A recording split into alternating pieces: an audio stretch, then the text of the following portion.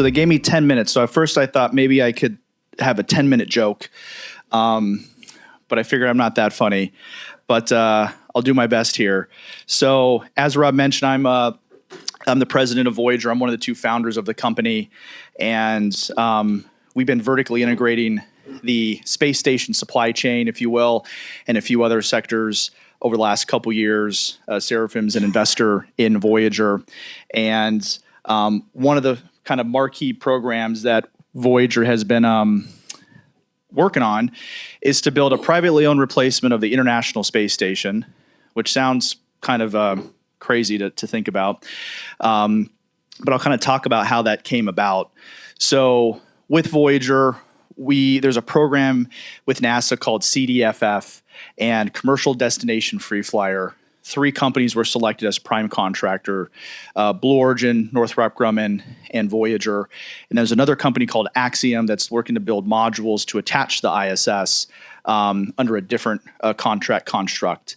And so we've been working through that, and we've been really focused on the international side of the station. It's been core to our business model. Just about a month and a half ago, we announced a transatlantic joint venture with Airbus. And about 2 weeks ago, we announced that Northrop Grumman, who was previously a competitor, has selected to join our team as a partner as well. So things continue to move quite well with that. So first, I figured since I have 10 minutes, the best way to start off is with a 2-minute video. So with that, I'll go ahead and play this real quick.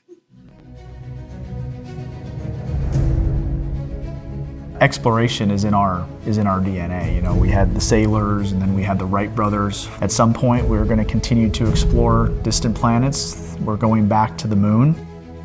So Voyager Space is not a very old company. We're just over 3 years old. Our tagline is Humanity Unbound. And we're really trying to make the connection between Earth and space. Space is a tool for transformation, and people understand that we're all in this together. When we started Voyager, we had 0 employees and 0 revenue and 0 money. And now we have over 320 pieces of technology in orbit. The thing that excites me the most about Voyager Space is the people that I work with. These are some of the smartest people on planet Earth, you know, building things like a space station, but yet they're all, their mission and their sense of purpose is all very much aligned. We want to be the most capable, most ambitious company in the industry. Voyager is the partner of choice for space exploration because we are the world's largest commercial user of space exploration, namely the International Space Station. We've done over 1,300 missions, deployed over 300 satellites. We own our own private real estate on the International Space Station, the Bishop Airlock, and notably we are now working with NASA through a public-private partnership to build a privately owned space station to replace the International Space Station. The space station we're building, Starlab, that won't be owned by a government, right? That'll actually be owned by Voyager. And then the space agencies, private sector, will just pay to use it as a customer. So think of a space station as a service, if you will.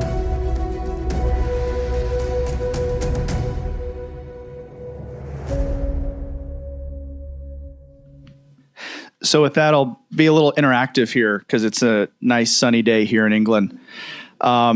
So raise your hand and keep your hand up if you have ever heard of the International Space Station.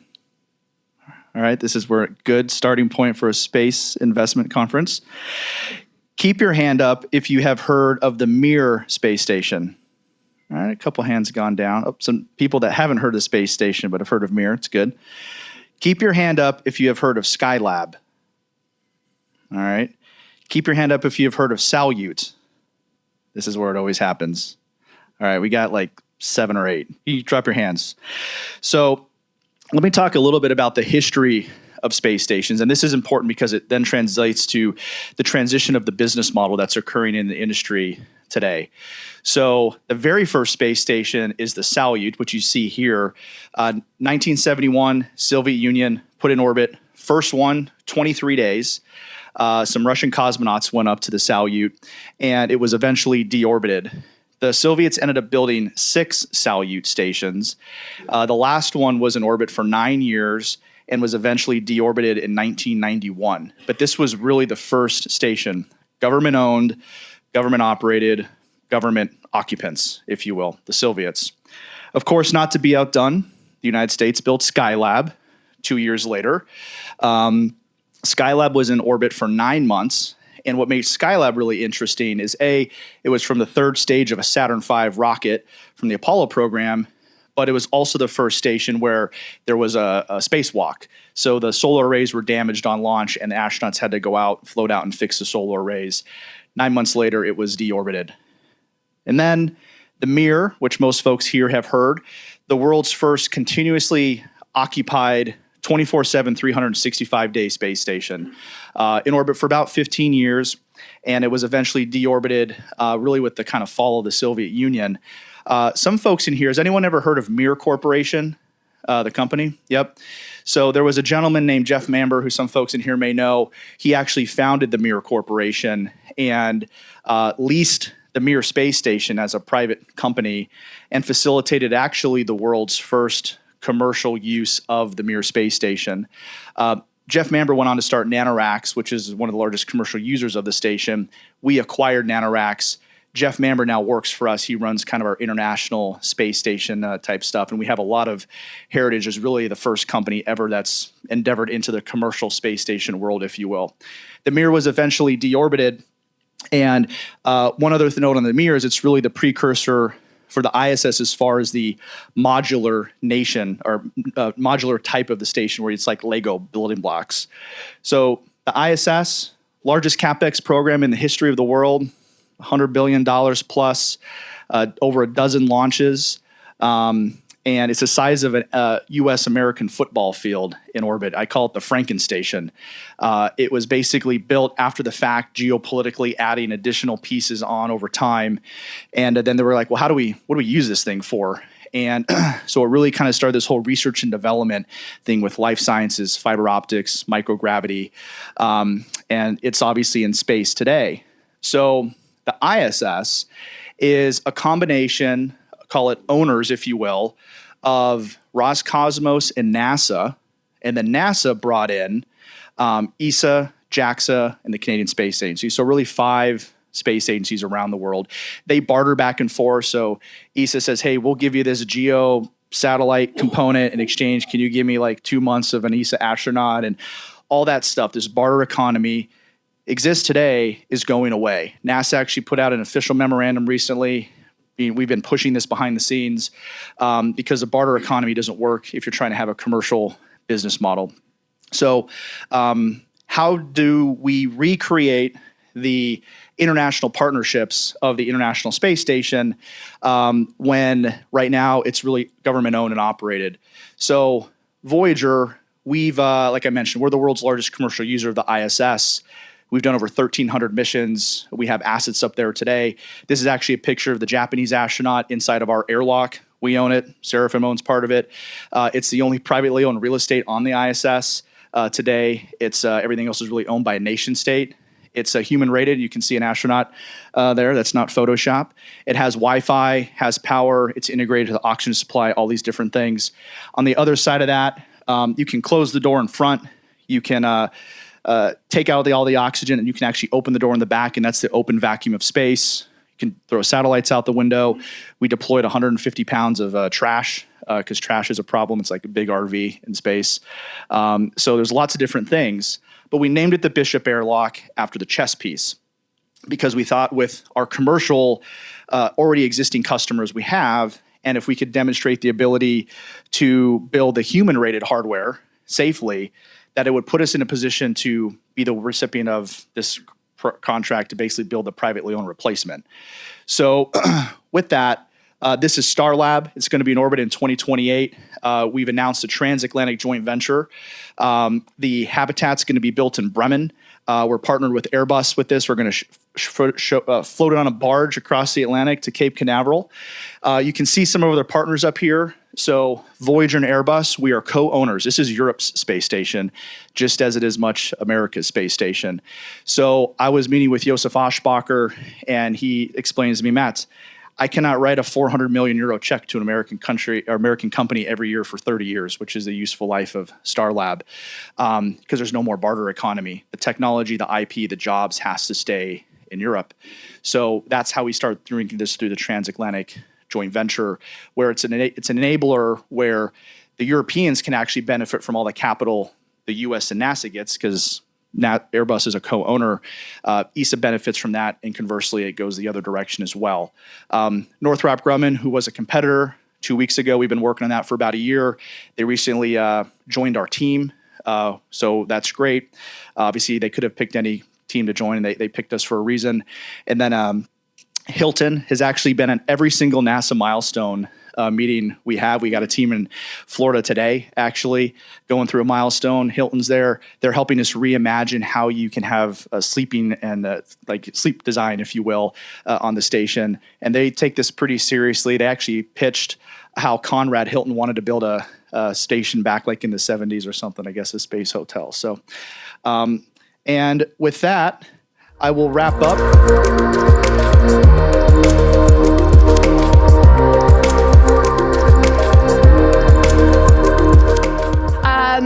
Okay, so I'm Maureen Hafferty, a principal at Seraphim Space. I just wanted to say that obviously space sustainability is extremely important, as space is so critical to our way of life. But obviously, as we're all investors here, we're really concerned about how preserving space sustainability is actually going to enable businesses to make money, and ideally more money. So I want to look at that from that lens, from how these businesses help their customers make more money and be more profitable. So Nick and Dan, could you please introduce yourselves and your companies, and perhaps could you tell me one bit of exciting news that you've had recently? You've both had a series of very exciting announcements. Sure. So Dick Shave, I'm the Managing Director of Astroscale here in the UK. We're a company that's focused in the in-orbit servicing economy. We've heard from James earlier about Space 3.0. We're on the road to get to there. That's really where we are. One of the first things we're doing is space sustainability and space debris removal. There's 10,000 tons of debris in orbit, in many orbits. And, we need to make sure that environment stays open for use by all of the other applications you've heard today. We're growing fast, and one of the biggest piece of news we've had recently, we've won. Well, can I do two quite big contracts? We see two main areas of growth for us: the commercial market, which is a bit of a nirvana for us in the medium term, and institutional, some of the dual use technologies in particular. So we've recently won an $80 million contract with the Japanese government to do 2 inspection satellites for large pieces of debris. So that will be going up soon. And also a large contract, reasonably large contract in the US, $30 million for the Space Force. So some of the things we're doing in dual use is really key there. Very good. Hello, good afternoon. My name is Dan Ceperly. I'm the CEO and one of the founders of LeoLabs. At LeoLabs, we are the commercial map for space. We basically track all of the satellites, all of the debris in low Earth orbit. We do this by building and operating a set of radars on the ground, sort of like air traffic control radars, and then using that to monitor all the activities happening in space, and then running a set of analytics on top of that to look for the important changes, the critical safety situations that are developing. So in terms of kind of recent announcements, one of the things we're very proud of is we completed a radar station in the Azores in Portugal, because a big part of our focus this year is on building up our presence in Europe to serve all of the developing space activities here. Very exciting. So what are some of the key changes that have happened in the last 5 years in the industry, and how does that affect the sustainability environment? Dan, could you maybe explain? Absolutely. As everyone in this room will know, we're in the middle of a second space race, and the number of satellites has grown quite impressively. In low Earth orbit, the portion of space closest to the Earth where the business disruption is happening, the number of satellites has grown tenfold in less than 4 years. There were 800 satellites operating in LEO in 2019. There's now about 8,000, and actually by the end of this year, we should hit the 10,000 satellite mark. And there's no sign of letting up. Just within the last couple of weeks, Amazon got the first 2 satellites in its mega constellation in orbit. Earlier this year, China got its first couple satellites of its mega constellation in orbit. In my book, this is all extremely exciting. We're basically seeing a race for a new round of infrastructure going into space. but it's also the reason we really have to keep an eye on safety and sustainability. It's never been more critical than now. And how does that affect your customers' business and therefore yours? Certainly. So for us, for our customers, they're basically deploying critical infrastructure. So they need to monitor that infrastructure. They need to make sure it's safe. Even more importantly, the regulatory environment is shifting around them. So there is increased pressure from the nations licensing these activities to make sure there isn't a big sustainability crisis, to make sure there's not a big safety crisis. So one of the biggest risks for these companies is not receiving launch licenses, not having licenses to operate renewed, and we provide an independent look at the safety situation so companies can point at their good track records and use that as a basis for continuing to develop their capabilities. So we take down a lot of that risk. Okay, and then Nick, how does that changing sustainability environment affect Astroscale's customers? I think a lot of our commercial customers that we're working with, for example, here in the UK, we're working closely with OneWeb. They have about 650 satellites in orbit now. They've got a very sustainability focus, we're about to sign another contract with them to go up and remove one of their satellites in a couple of years' time. So that will be the first removal of an actual LEO satellite, one of the satellites that was mentioned there, the many thousands that are coming. So the regulatory environment is helping to drive our market, and we're seeing some leadership from here in the UK, but also in the US. The Federal Communications Commission has started to even fine satellite operators. That happened a couple of weeks ago. So we're seeing that more stringent environment to make sure that we can continue operating in space effectively, and that's key for us. Okay, so you've both mentioned regulation as a key issue for your customers. Overall, when your customers think about space sustainability, how do they think about it? Is this very much a regulation-driven, top-down approach, or is this driven by business needs? Are there specific challenges related to space sustainability that affect the business? I'd say, actually, at the moment, there's a lot of bottoms-up. So we're serving 60% of all the satellites operating in low Earth orbit right now, OneWeb, SpaceX, and a number of others.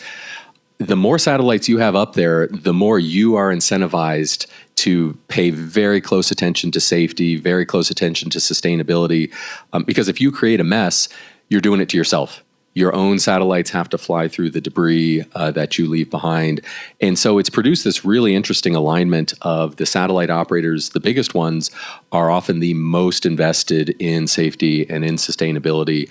There's been a lot of hand-wringing in the industry over the years that international norms, rules of the road have been very slow to develop. We're actually seeing a lot of satellite operators being the leading voices pushing that forward.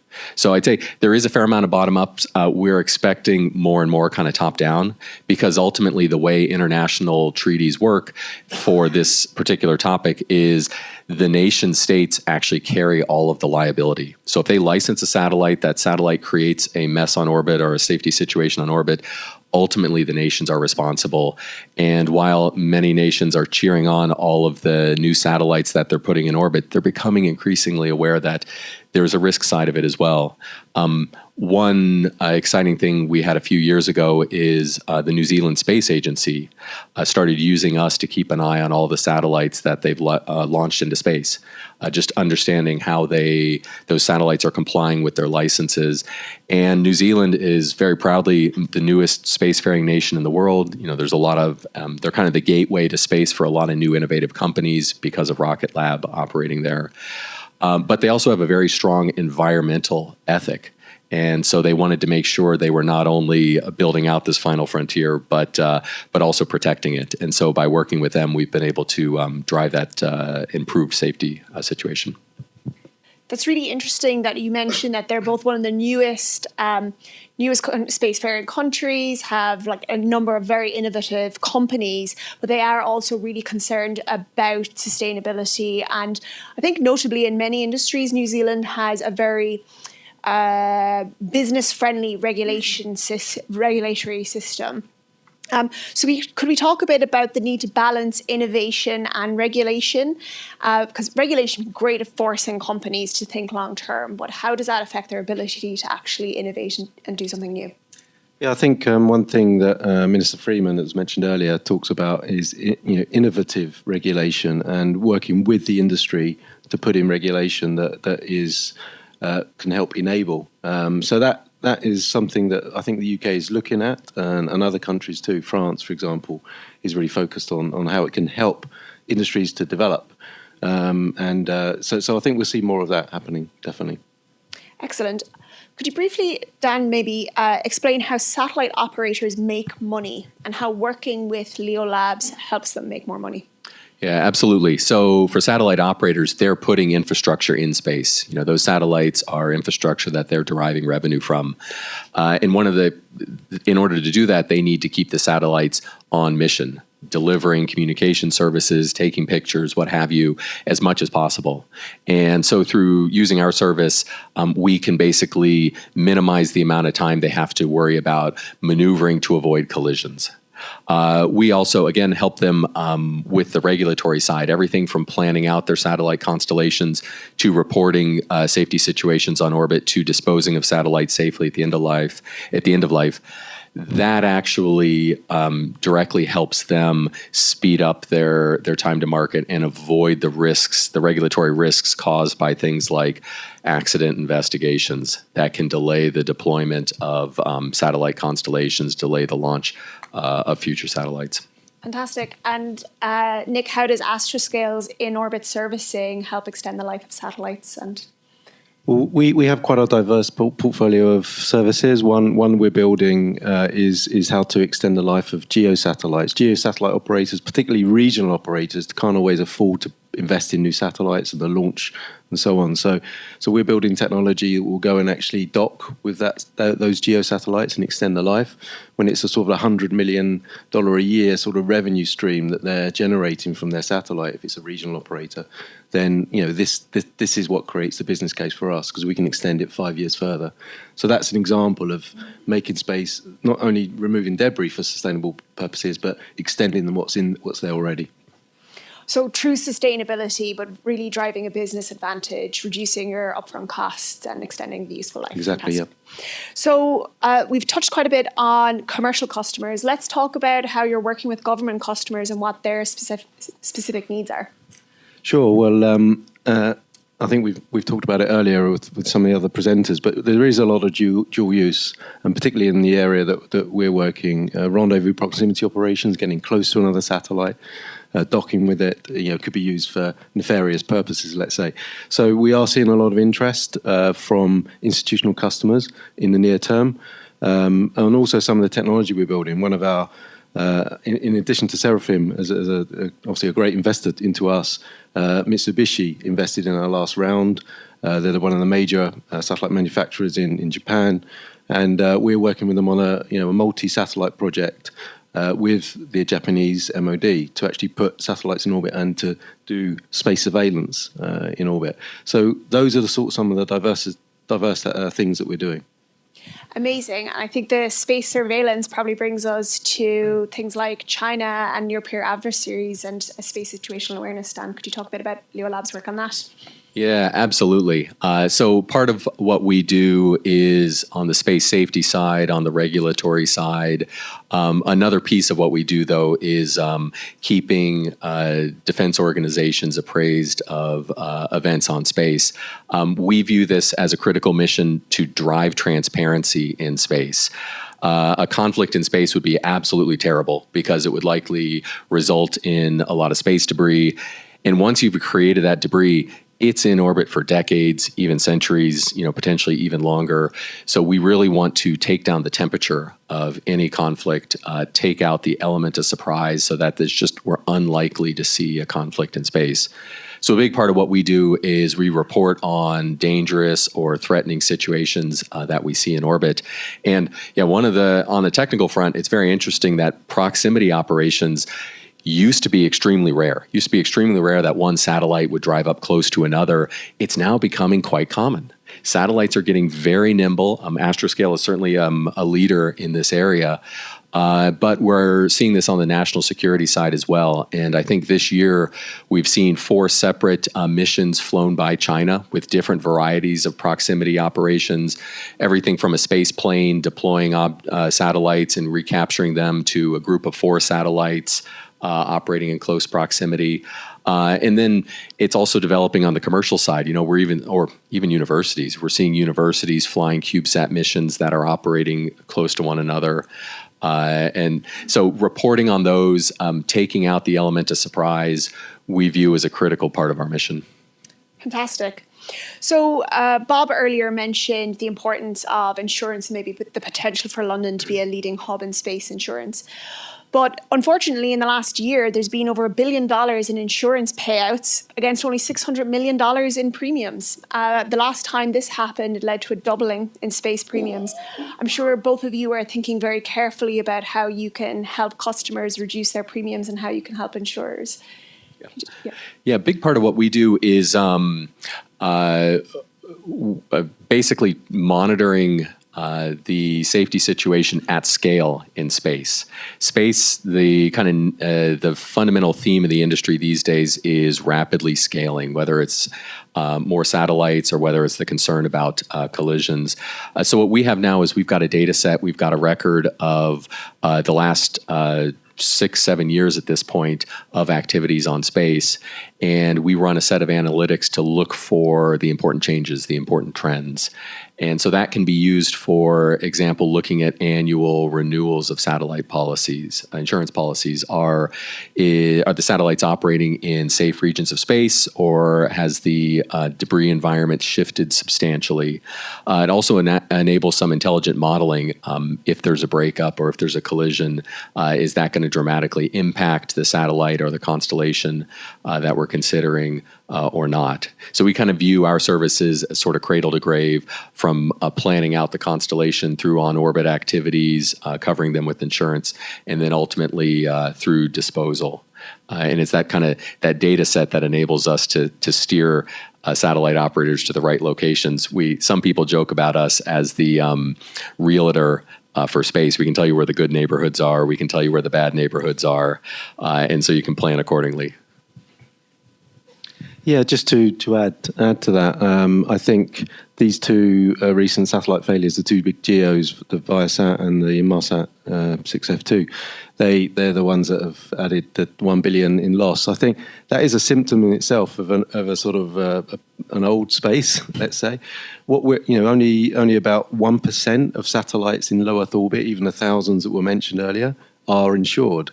It's a massive market for the insurance industry, and I think it's the area of global society, if you like, if you can think of it that way, that is not yet using insurance properly. Everywhere else, you think we all have to have insurance.